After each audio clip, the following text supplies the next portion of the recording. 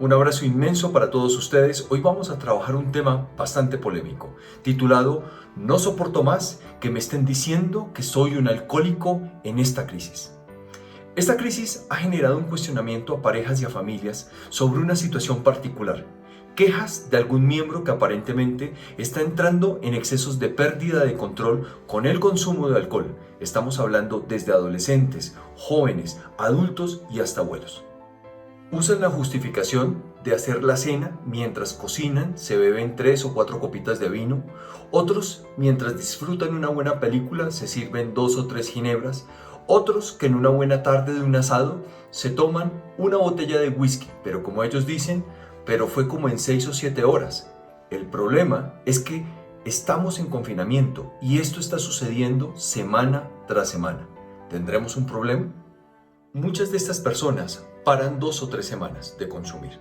Luego reinician este ciclo. Las personas que estamos afuera, las parejas o las familias, empezamos a cuestionarnos al ver leves cambios de conducta o de humor en ellos.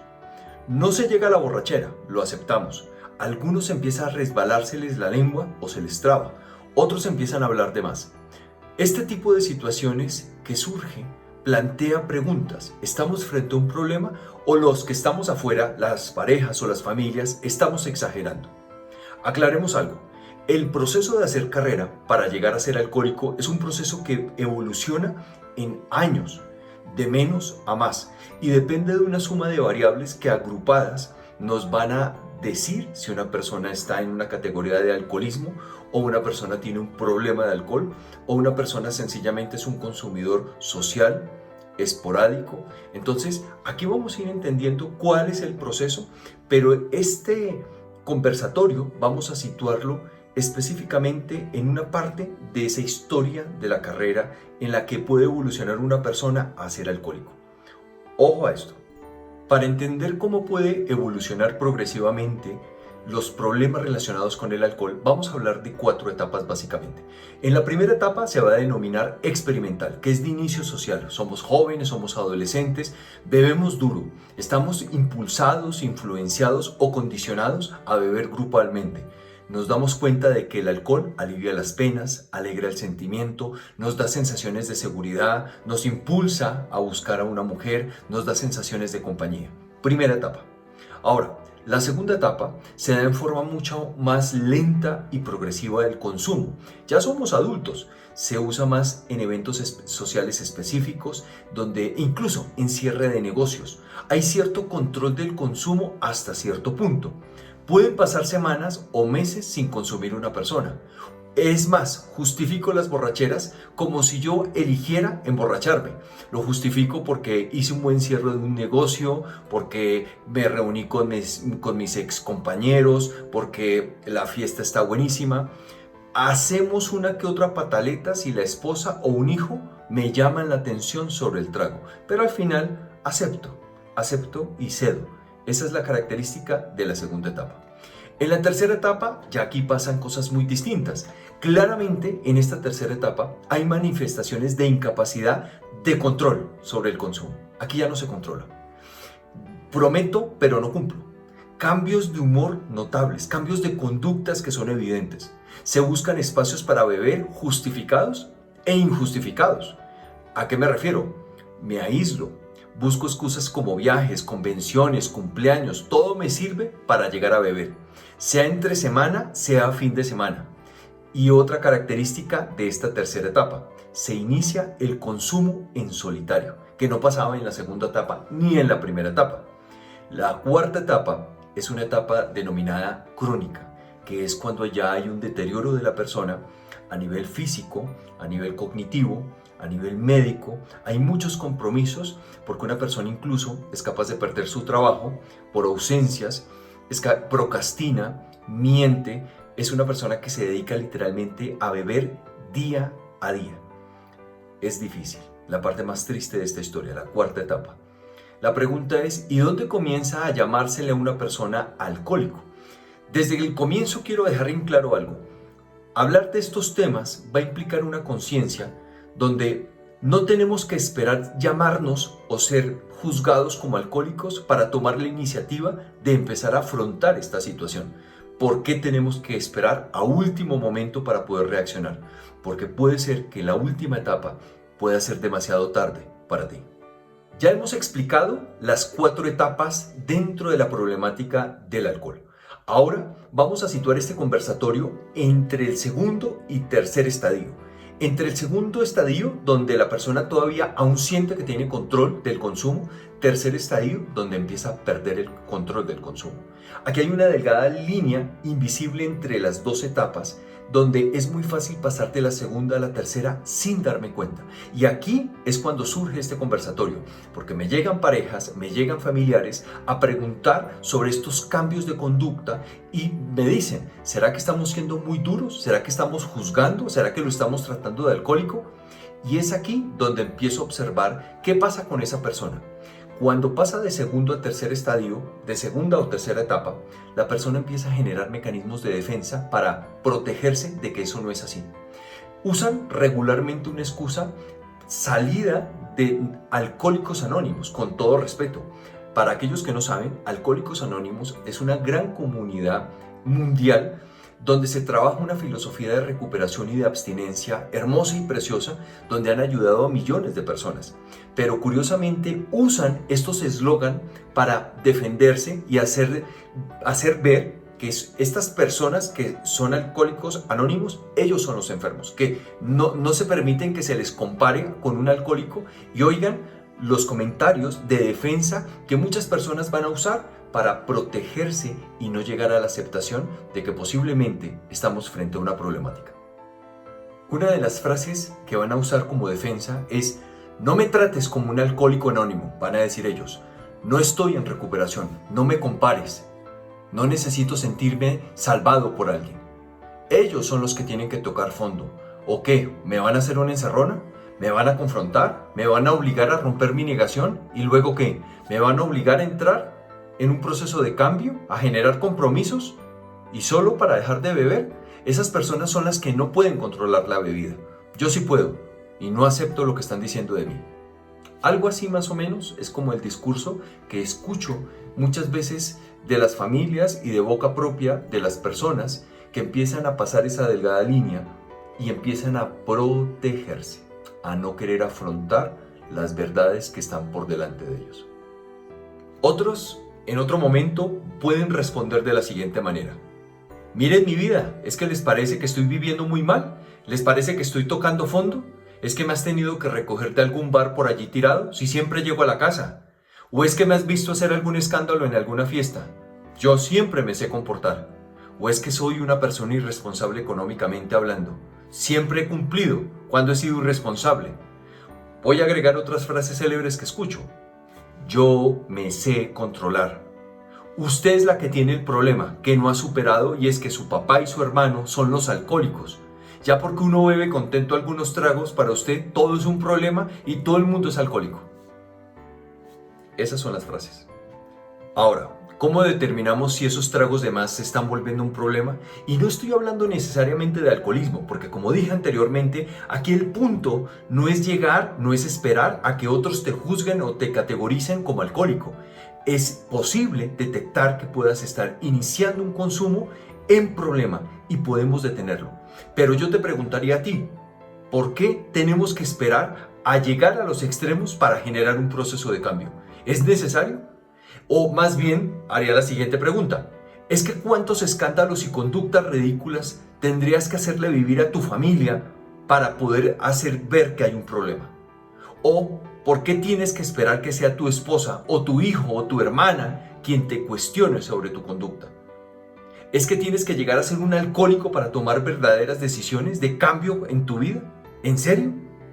Vamos a hablar de las variables de alerta que pueden predisponer malos tragos y finalmente llevar a una persona a que desarrolle un proceso de alcoholismo. Aquí es importante hacer un paréntesis. Vamos a hablar de algo que no se habla, pero vamos a ser honestos. El trago es rico. Si no fuera rico, la gente no consumiría trago. Igual como muchas otras cosas, el dulce, las grasas, los carbohidratos. Pero aquí ocurre un problema, y es que hay personas que van a poder ser receptivas de la sustancia llamada trago, alcohol, no les va a pasar nada, no van a tener deterioro cognitivo ni neurológico, ni sus vidas se les van a desorganizar, ni van a tener pérdida de matrimonio, ni van a ser irresponsables, ni van a aparecer tirados en una calle o en un bar. Absolutamente que no. Bienaventurados y benditos aquellos que sí pueden hacerlo. Pero como en este conversatorio estamos centrados en las personas que desarrollan problemática, nos toca saber por qué unos sí y por qué otros no desarrollan un problema frente al alcohol. Entonces aquí vamos a hablar de un concepto muy importante y se llama vulnerabilidad biológica. ¿Qué significa vulnerabilidad biológica? Se refiere a un concepto muy básico. Tu cuerpo está diseñado para poder catalizar por enzimas a través de sustancias químicas las sustancias que tú comes. Hay gente que puede metabolizar las grasas, hay gente que las grasas le sientan muy mal, su cuerpo reacciona químicamente mal, como si fuera una alergia. Hay gente que puede comer maní y hay gente que con un maní se puede morir, se asfixia. Biológicamente su cuerpo rechaza de alguna manera algo tan inofensivo como un maní. Vulnerabilidad biológica, para que sigamos el ejemplo, es la sensación de que frente al trago, ¿qué reacción química tiene tu cuerpo? Porque puedes tener una reacción alérgica que se va a traducir en unos síntomas psicológicos. Ojo, hay una traducción de síntomas psicológicos. Es como si tuvieras alergia al alcohol. Va a ser muy duro de aceptar. Te puede saber rico. Es como una persona que tiene problemas con el azúcar. Le gusta el azúcar, desearía comer dulces, pero es insulinodependiente, lo que quiere decir que lo puede matar. Entonces esa persona puede querer desear, pero tiene que elegir entre la vida o la muerte. Aquí más o menos va a ocurrir con este concepto. Vulnerabilidad biológica te va a hacer llevar a entender tu propio cuerpo, la capacidad de aceptación o de rechazo o de alerta que implica a corto, mediano o largo plazo el consumo de alcohol para ti.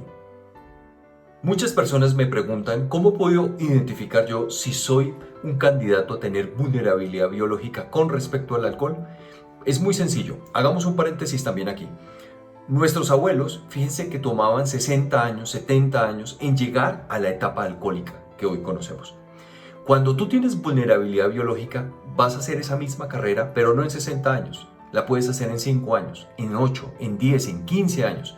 Ni siquiera estamos hablando de la mitad del tiempo, sino en muchísimo tiempo menos. ¿Cuáles son los síntomas?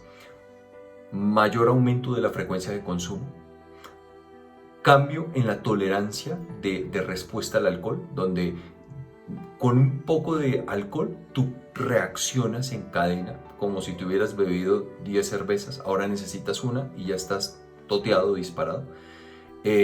Van a haber deterioros cognitivos, aumento de memorias, de alteración de la memoria, lagunas, pérdida temporoespacial, se te pierden las llaves, no agarras la dirección, o sea, estamos hablando de un deterioro neurológico, médico, psicológico. Entonces, vulnerabilidad biológica es ver cómo estos síntomas van apareciendo muy rápidamente en una persona. He tenido, por ejemplo, consultantes que se me han infartado a los 18 años de edad. Escuchen bien, 18 años de edad por nivel de consumo de alcohol. Y uno puede decir, no puede ser. Sí, sí puede ser. He tenido personas con deterioro cognitivo de 28 años. Personas brillantes, que hicieron una carrera brillante, pero dándole duro al alcohol durante su proceso universitario, ya se nota un déficit cognitivo, no piensan de la misma manera. Entonces, estamos hablando de que son síntomas medibles, evidentes, o sea, que si les hacemos pruebas neurológicas o pruebas cognitivas, se va a ver que algo está pasando. Entonces, la vulnerabilidad biológica sí tiene afectaciones, que la pregunta ¿es irreversible o se puede cambiar? Depende de cada persona y depende del nivel de deterioro y de compromiso. También la vulnerabilidad biológica va a hacer algo, y es que va a predisponer y va a sacar, potencialmente todos tenemos un paquete genético de enfermedades médicas, psiquiátricas o psicológicas. Cuando tú tienes vulnerabilidad biológica, se te va a potencializar lo que tienes ahí por debajo. Si es una depresión, te la saca. Si estamos hablando de una demencia, te la va a sacar rápidamente. Si es una psicosis, te va a sacar la psicosis. Entonces, esas son señales contundentes de que tu cuerpo no puede tolerar el alcohol. Es una realidad muy dura, pero son síntomas de alerta que no podemos pasar desapercibidos. Ahora que estamos trabajando las variables de alerta que pueden predisponer los malos tragos y finalmente desarrollar un proceso de alcoholismo, es importante hacer una aclaración porque muchas personas siempre están jugando con su mente para salirse con la suya. Entonces, si ven y empezamos a hacer descripciones de todas estas variables, dicen, sí, pero yo solamente tengo 2 o 3. Sí, pero hay que ponerle cuidado si han sido eventos aislados, en qué periodo han aparecido, si se repiten o no. O sea, no espero que se tengan todas las variables, porque sería grave donde todas las variables que voy a describir a continuación estuviesen. O sea, creo que si se dan es porque estamos en cuarto nivel ya en un alcoholismo crónico y la idea no es esa. Pero no juguemos con la idea de que es que fue solamente una vez que tuve pérdida de memoria, es que fue una vez que tuve una laguna, es que fue una vez que no supe dónde dejé el carro, es que fue una vez... No, ese puede ser el arranque de un proceso que espero que no se inicie. Entonces, no juguemos con nuestro cerebro, no juguemos con nuestra vida, no juguemos. O sea, ¿por qué si tenemos la responsabilidad de poder vivir una vida bacana, chévere, alegre, por qué arriesgarla todo como en un casino por un trago? Las siguientes son las variables de alerta que pueden ayudarnos a entender si vamos a llegar a malos tragos o posteriormente desarrollar un proceso de alcoholismo. La primera variable, antecedentes familiares. Aquí, ¿qué buscamos? Mirar en la genealogía hacia los abuelos, tatarabuelos, primos, si hay antecedentes psiquiátricos, tales como bipolaridad, trastorno de personalidad limítrofe. A nivel psicológico, ¿qué buscamos? Trastornos de personalidad, predisposición a conductas adictivas u obsesivas. O también regresamos al concepto, mirar si en la familia hay antecedentes de vulnerabilidad biológica. La segunda variable se refiere a antecedentes biográficos, ya propios de la historia de cada persona. Si ese niño, si ese adolescente creció con nerviosismo, ataques de pánico, ansiedad, desregulación emocional, TOC, depresión, pérdida de control, inmadurez emocional, complejos, inhabilidades sociales. Todo esto habla de los antecedentes biográficos. La tercera variable que un clínico o un terapeuta tiene en cuenta es factores afectivos. ¿A qué se refiere? Observamos si hay antecedentes de inseguridades, de baja autoestima, de aislamiento social o problemas de arrogancia o de sobradez o pérdida de expresión o no manejo emocional. La cuarta variable se llamaría factores motivacionales. Aquí, ¿qué miramos? Si la persona procrastina, miente, si tiene un bajo exceso de autorrealización o de logro, si ha crecido con sensaciones de inseguridad personal o inseguridad social o complejos intelectuales. Aquí se miran todo lo que tiene que ver con la motivación. Quinto factor, factores situacionales. Ojo a esto. Aquí hay que también entender que hay eventos que no son consecuentes a la persona propia, sino a las situaciones externas. Muchas personas se han enfrentado a traumas desde la niñez, abuso, maltrato, o en la adolescencia, o incluso en la misma adultez.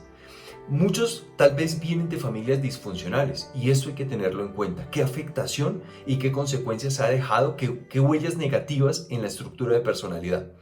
Personas que hayan enfrentado duelos o pérdidas o enfermedades, personas que hayan enfrentado una quiebra o separaciones. Todo esto se denomina factores situacionales. Y el último factor o la última variable son los factores espirituales. ¿A qué se refiere? Bajo nivel de autocomprensión, una persona que carece de ese entrenamiento para poder mirarse a sí mismo, aceptarse, ver sus defectos de carácter, trabajar el proceso de cambio, tener la capacidad de verse desde afuera y valorarse y resignificarse. Una persona con bajo factor espiritual es una persona que va a tener resistencia al cambio. Por eso, muchas veces se mira en terapia cuál es el factor espiritual que tiene la persona, porque ahí casi que uno puede hacer un cálculo de si esa persona va a enfrentarse con estoicismo, con fuerza, así sea duro la adversidad o la realidad que tenga que enfrentar, pero sabe que hay dentro un ser, un guerrero con coraje que va a estar dispuesto de llegar hasta la última consecuencia con tal de lograr un objetivo como es cambiar su vida. Ahora miremos lo siguiente. Si estos factores están activos, aumenta la forma en la que el consumo de alcohol puede incrementarse de malos tragos a ser un problema y después alcoholismo. Si estos factores, además de estar activos, se agrupan, puede ser la razón de que tal vez el consumo de esa persona no sea para disfrutar o gozar de un buen vino en una cena o una cerveza helada entre amigos. Tal vez podría haber un motivo o una intencionalidad oculta en la acción de beber licor. La pregunta que viene a continuación es entender cuándo se empieza a pasar el límite de la segunda a la tercera etapa. Y voy a responder sobre los argumentos de las personas que estando en confinamiento escucho a través de la terapia con las familias y con las personas mismas. ¿Qué pasa? Empieza a borrarse cassette en pequeños episodios. Ojo, pequeños episodios. Pero las personas que estamos afuera empezamos a darnos cuenta de que esa persona empieza a experimentarlo. Empezamos también a detectar un automatismo en la conducta. ¿A qué me refiero? Si estamos en Zoom conectados con un grupo de amigos, inmediatamente, o en la red, estoy en buena onda, ¿no? Conectado, saco una botella y no una copa. Aquí está el detalle. Saco una botella y no una copa, con la disculpa de que me voy a beber una copa y al final me termino bebiendo la botella. Bueno, digamos, como dicen ellos, no la botella, fueron 2 o 3 copas, dicen. Pero ahí está el juego. No era una copa. Al final era mucho más que una copa. Ahora, también se observa que puede ser que la intención que tenían en la cabeza realmente era un trago o máximo 2. Eso lo creo. El problema es que ya aquí no pueden cumplirlo. Ya lo saben las personas. Y se molestan cuando se les cuestiona esto. Ahora, otra característica que también escucho es que las personas empiezan a hacer fuerza cuando están, por ejemplo, en un almuerzo campestre o están en la cena con otras personas y se sienten como forzados en ese momento, no se sienten tan libres, no se sienten tan cómodos de beber libremente. Ya aquí como que ya hay una conciencia moral que me dice que algo no está bien con mi bebida y hago fuerza, o sea, me incomodo si estoy en presencia de ellos. Ese es un rasgo muy característico, pero no lo van a aceptar de buenas a primeras. Eso hay que trabajarlo, crear un espacio de confianza en la terapia para poder llegar a aceptar esto. Otra característica es que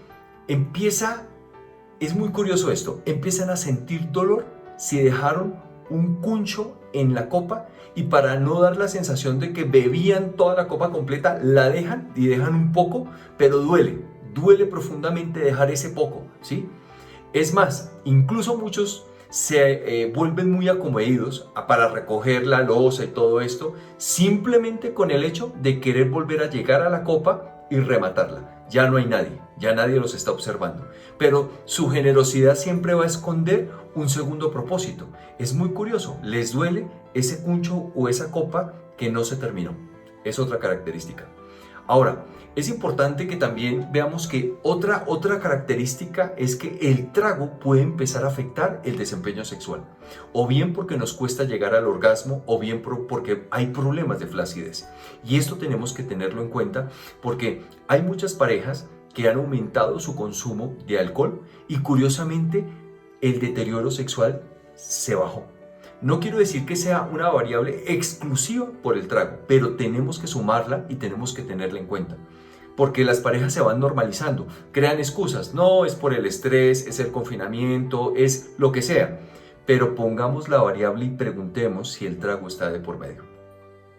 Ahora, lo otro es que sorprendentemente muchas personas en el confinamiento, al darse cuenta que empieza a ser evidente su conducta de aumento de frecuencia, entonces lo que empiezan a hacer es que beben en pequeñas cantidades separados en tiempo, ¿sí? De tal manera que nadie haga evidente de la cantidad, de la frecuencia o la intensidad con la que está bebiendo.